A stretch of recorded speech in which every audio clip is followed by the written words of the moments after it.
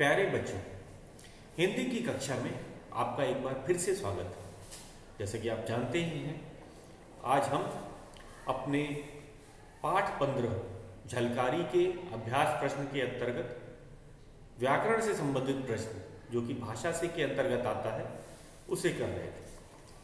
आज हम करेंगे अपना छठा प्रश्न, पढ़ो और समझो, और यह है संबंध बोधक पे आधारित।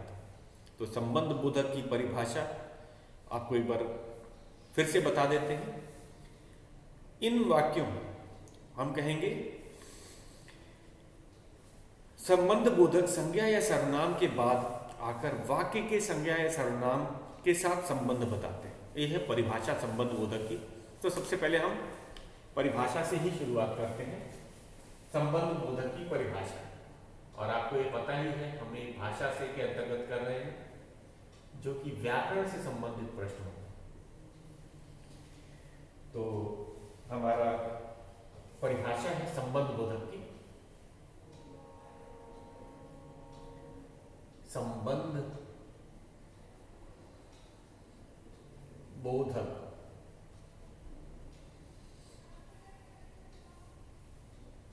परिभाषा है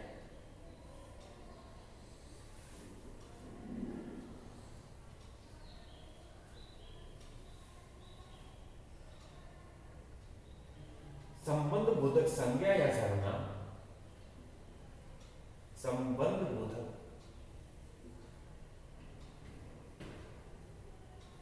संबंध बोधक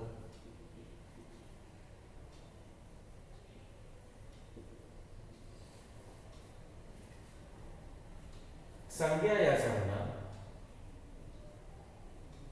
संज्ञा या सर्वनाम या सर्वनाम के बाद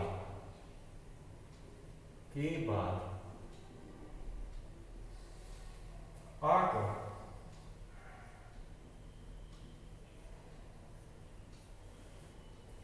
वाक्य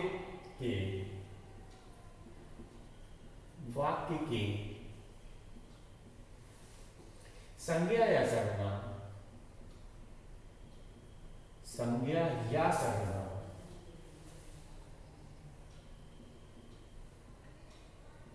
हम सर्वनामों को भी लिख सकते हैं, सर्वनामों के साथ,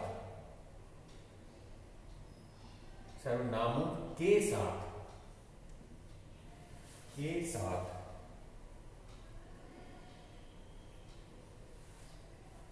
संबंध बताते हैं, संबंध बताते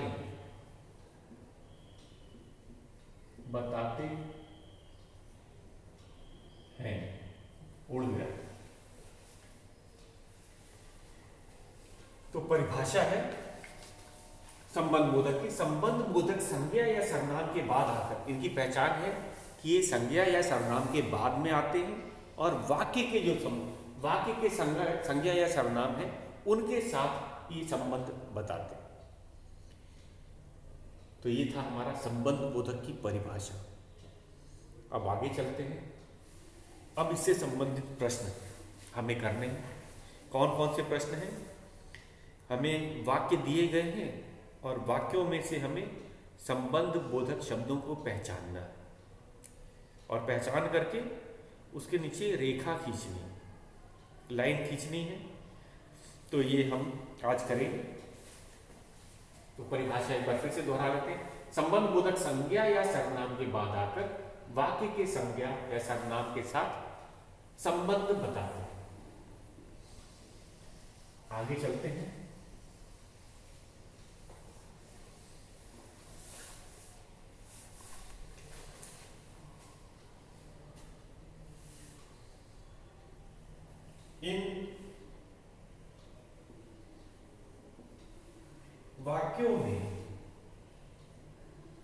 इन वाक्यों में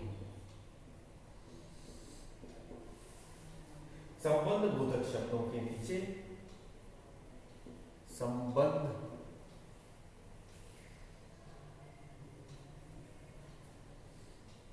बोधक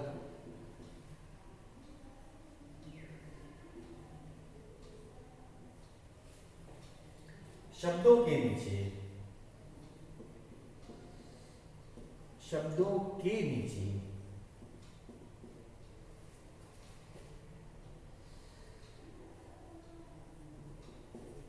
नीचे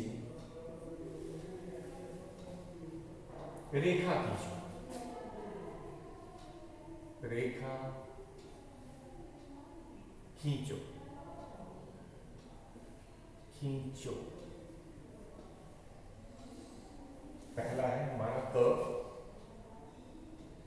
पहला वाक्य है मेरे घर के बाहर, मेरे घर के बाहर के बाहर एक गाड़ी आकर रुकी, एक गाड़ी आकर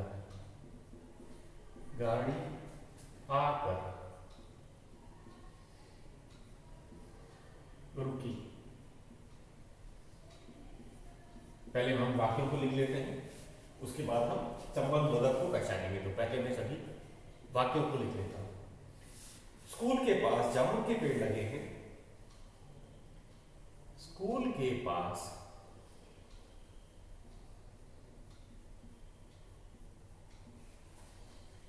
जामुन के पेड़, जामुन के पेड़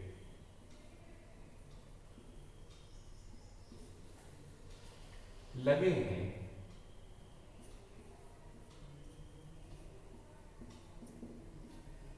पूर्ण विराम ग। हम अध्यापक के साथ, हम अध्यापक के साथ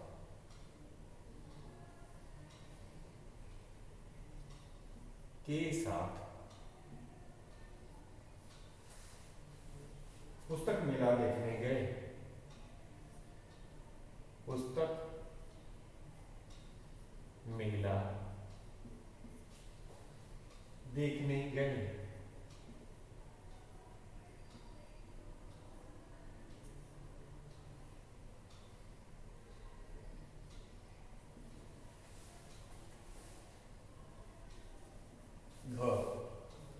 घर के चारों ओर,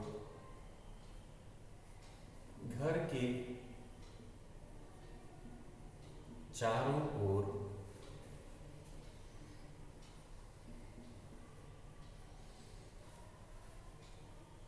बच्चों की भीड़ लग गई, बच्चों की भीड़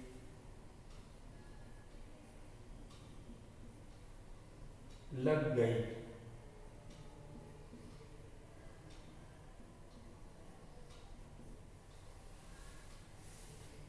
अंग, मैं दही के बिना, मैं दही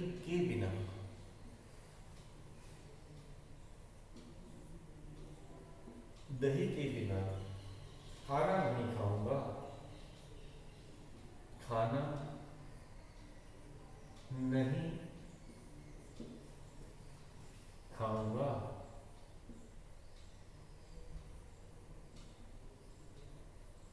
पूर्ण विराम। तो बच्चों ये थे हमारे 5 वाक्य। अब हम करेंगे इनमें पहचान करेंगे संबंध बोधक शब्द। तो पहला है मेरे घर के बाहर एक गाड़ी आकर रुकी। तो घर के बाहर संबंध बता रहे हैं, घर और गाड़ी के बीच का संबंध। हम यहाँ पे मेरे घर के संबंध गाड़ी से बता रहे हैं। स्कूल के पास जामुन के पेड़ लगे, के पास स्कूल का और जामुन के पेड़ का संबंध बताया जा रहा है। हम अध्यापक के साथ, यहाँ पे के साथ है संबंध बोधक। अध्यापक और पुस्तक में लिखे हम का है, हम कहेंगे एक यहाँ सर्वनाम भी है, संज्ञा है, इनका संबंध दूसरे पाठ के जैसे पुस्तक मेला जो है सर्वनाम है, अरे हम संज्ञा कहेंगे, उनके साथ संबंध बता रहे हैं। घर के चारों ओर, के चारों ओर, घर और बच्चों का संबंध बताया जा रहा है। घर के चारों ओर, तो के चारों ओर संबंध बोधक शब्द है, हमें रेखांकित कर दिया। मैं दही के बिना, के बिना संबंध बोधक शब्द है, संबंध बता रहा था। दही और हम कहेंगे खाने के बीच का संबंध। तो संबंध बोधक, संबंध बोधक संज्ञा या सर्वनाम के बाद आते हैं। देख रहे हैं आप यहाँ पे, ये सर्वनाम के बाद आया है। मैं सर्वनाम है, दही संज्ञा है, के बाद। तो आप देख रहे हैं घर संज्ञा है, उसके ठीक बाद आता है हम और अध्यापक। सर्वनाम, संज्ञा और ठीक संबंध बोधक उनके बाद आते हैं। स्कूल, स्कूल है संज्ञा, ठीक उसके बाद। मेरे घर, सर्वनाम, संज्ञा, ठीक उसके बाद। तो परिभाषा के अनुसार जैसे हमने कहा, संबंध बोधक संज्ञा या सर्वनाम के बाद आकर वाक्य के संज्ञा या सर्वनाम के साथ संबंध बताते हैं। तो उनके बाद आते हैं और वाक्य के दूसरे संज्ञा या सर्वनामों के साथ संबंध बताते हैं। तो ये है संबंध बोधक। हमने इनकी पहचान की, इनको रेखांकित किया, आप इसे नोट कर लीजिए। अब हम चलते हैं अपने 7वें प्रश्न की तरफ। हमारा 7वां प्रश्न है, मुहावरों को उनके अर्थ से मिलाओ और उनका वाक्य प्रयोग करो। तो हम आगे बढ़ते हैं अपने 6ठे प्रश्न की तरफ। इसमें हमें मुहावरे दिए गए हैं, हम उनका और उनके अर्थ का मिलान करेंगे। उसके बाद अपने शब्दों में मुहावरों का वाक्यों में प्रयोग करेंगे। तो ये हमारा 7वां प्रश्न, मुहावरों का उनके अर्थ से मिलाओ और उनका वाक्यों में प्रयोग करो।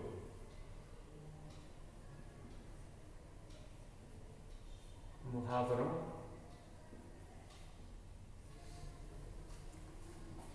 को उनके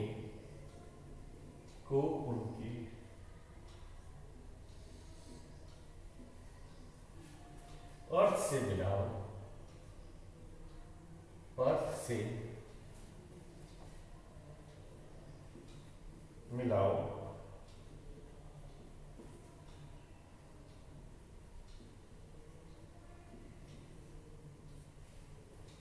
और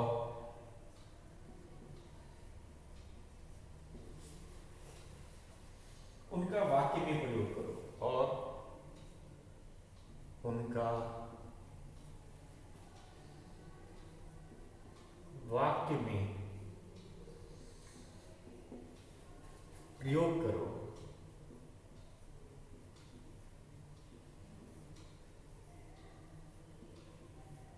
कौन मिला? अभी एक जगह पे पहले मुहावरे लिखता हूं, फिर अर्थ। मुहावरे और नीचे में इधर अर्थ, इनका मिलान करना है। मिलान करने का काम तो पाठ्य पुस्तक में ही हो जाएगा, लेकिन इनका वाक्य हम नोटबुक में बना के लिखेंगे। पहला हमारा मुहावरा के रखा है टूट पड़ना। टूट पड़ना। दूसरा है फूलकर कुप्पा होना। फूलकर कुप्पा होना।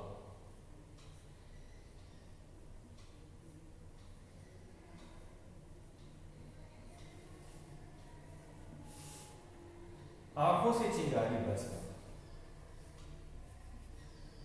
आंखों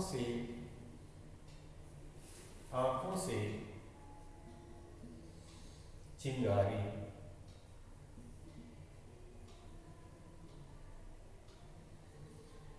चिंगारियां बरसना।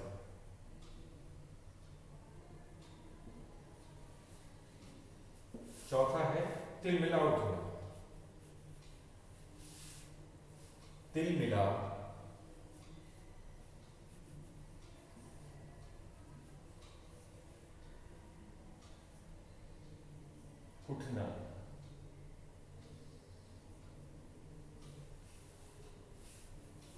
पांचवा है हमारा मस्तक ऊंचा करना। मस्तक ऊंचा करना। अर्थ है यहाँ पे लिखा जाए, अर्थ इसी क्रम से लिखते हैं जैसे हमें पाठ्य पुस्तक में दे रखा है, ठीक उसी क्रम से लिखते हैं। पहला है बहुत गुस्सा होना, क्योंकि हमें मिलान करना, मैं उसी क्रम से लिख रहा हूं जो हमारे पाठ्य पुस्तक में दिया है। बहुत गुस्सा होना,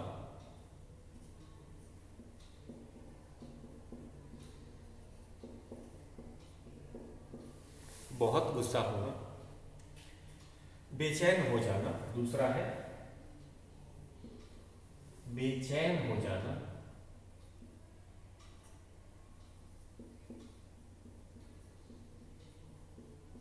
तीसरा हमारा है आक्रमण करना,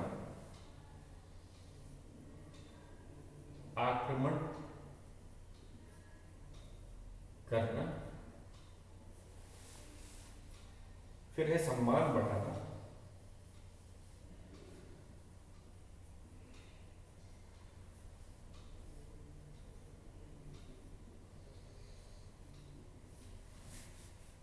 बहुत खुश होना।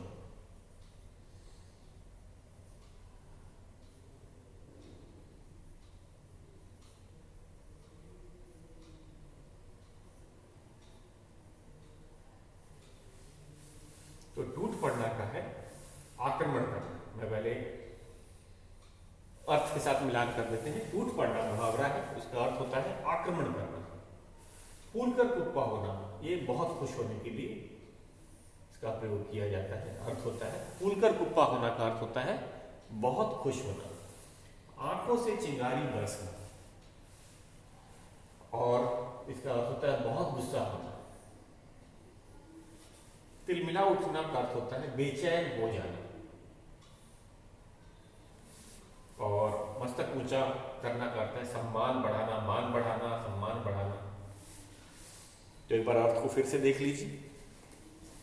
इसके बाद अब हम क्या करेंगे, हम इन मुहावरों का वाक्यों में प्रयोग करेंगे। तो अर्थ देखिए, टूट पड़ना का अर्थ होता है आक्रमण करना। फूलकर कुप्पा होने का अर्थ होता है बहुत खुश होना। आंखों से चिंगारियां बरसना का अर्थ होता है बहुत गुस्सा होना।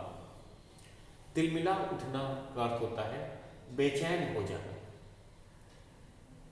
मस्तक ऊंचा करना का है सम्मान बढ़ाना। तो ये थे हमारे मुहावरे और उनके अर्थ। अब हम चलेंगे मुहावरों का वाक्यों में प्रयोग करेंगे। वाक्यों का मुहावरों का वाक्यों में प्रयोग करेंगे। यहाँ पे बच्चे गलती कर देते हैं, वे वाक्य जो मुहावरे के अर्थ का वाक्यों में प्रयोग कर देते हैं। तो इसका ध्यान रखना है कि हमें वाक्यों का मुहावरे में प्रयोग करना है, ना कि मुहावरे के अर्थ का वाक्य में प्रयोग करना है। तो शुरुआत करते हैं पहले हम मुहावरे से। तो लिखते हैं पहला मुहावरा, ये आपने कर ही लिया। और इस प्रश्न को आपको नोटबुक में करना है, क्योंकि हमारे यहाँ स्पेस नहीं दिया है बुक में, तो हम इसको नोटबुक में करेंगे।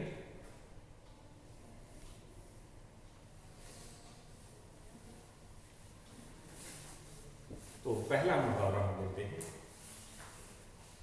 टूट पड़ना। हमारा पहला मुहावरा है टूट पड़ना।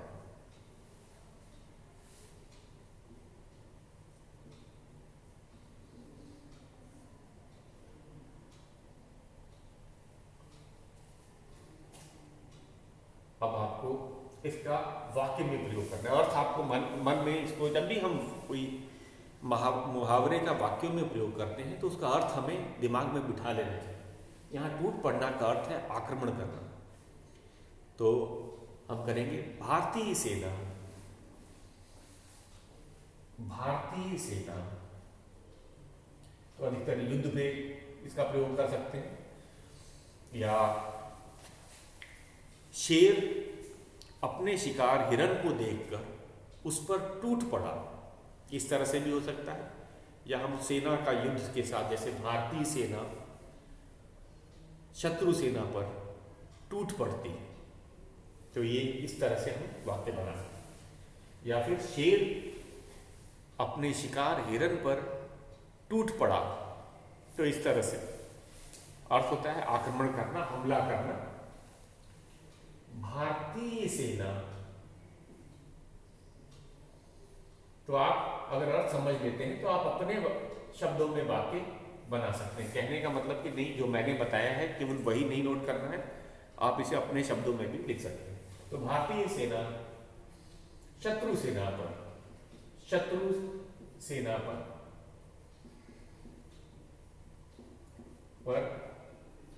टूट पड़ी,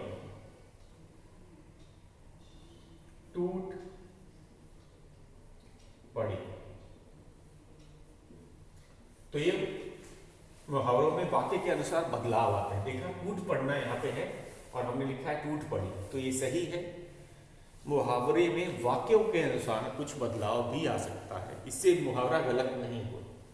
भारतीय सेना शत्रु सेना पर टूट पड़ी, तो जरा सा बदलाव जो है वाक्य के अनुसार मुहावरों में आता है, जो कि सही है, इसमें कोई गलती नहीं। दूसरा है हमारा, दूसरा मुहावरा है फूल कर कुप्पा होना। फूल कर कुप्पा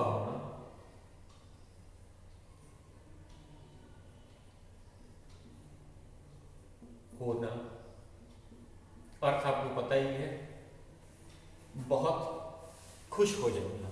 बहुत खुश होना को कहते हैं फूल कर कुप्पा होना। तो हम कहेंगे दौड़ में प्रथम आने पर, दौड़ में प्रथम आने पर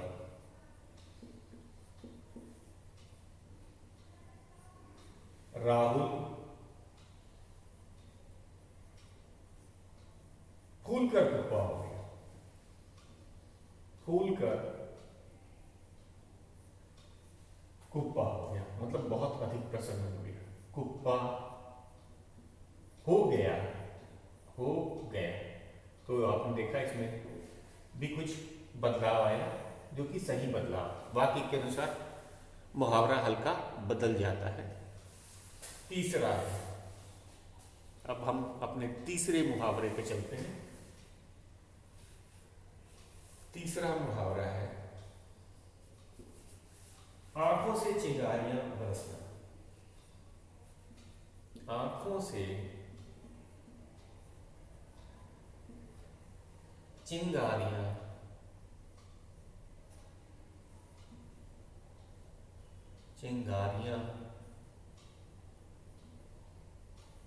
बरसना।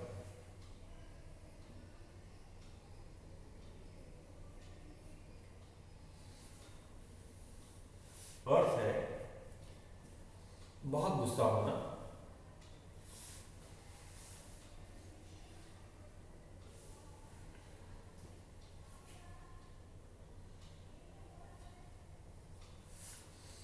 लिखेंगे आंखों से चिंगारियां बरसना मतलब बहुत अधिक गुस्सा हो जाना।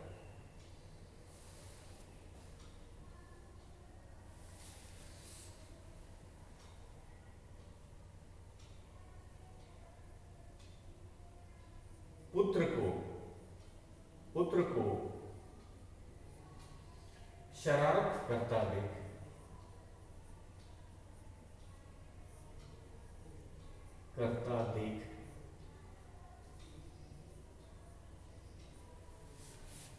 मां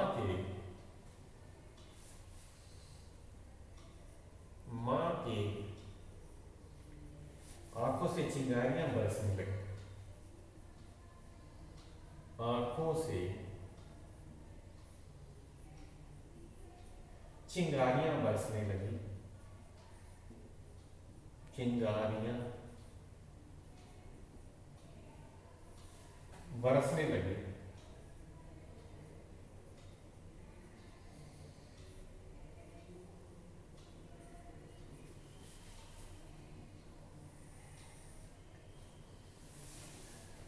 तो ये था हमारा तीसरा मुहावरा, जिसका हमने वाक्यों में प्रयोग किया है। दो और मुहावरे उनको भी कर लेते हैं।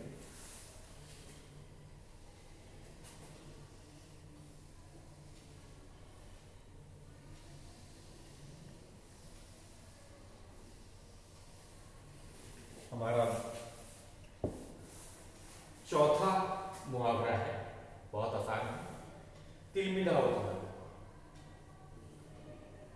तिलमिला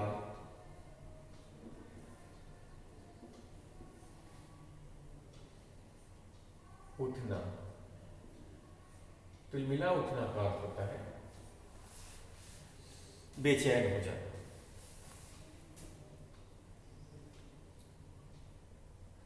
पुत्र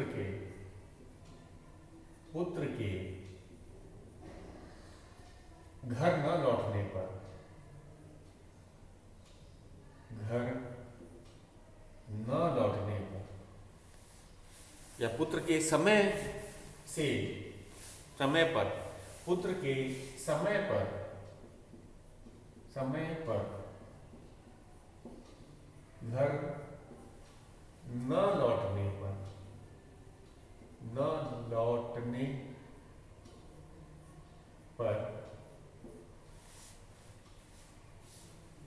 मां तिलमिला गई, मतलब बेचैन हो गई। तिलमिलाना अर्थ होता है बेचैन हो जाना। तिल मिला गई। चौथा है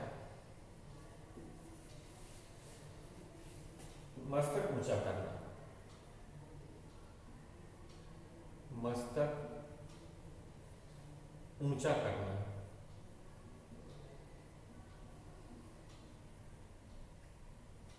मस्तक ऊंचा करना का अर्थ होता है सम्मान बढ़ाना। परीक्षा में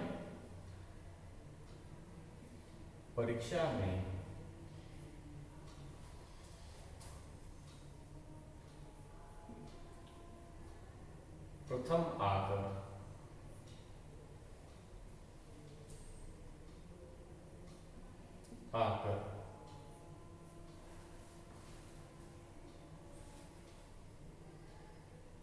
राहुल ने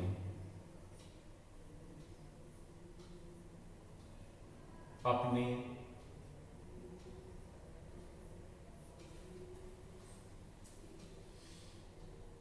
माता पिता का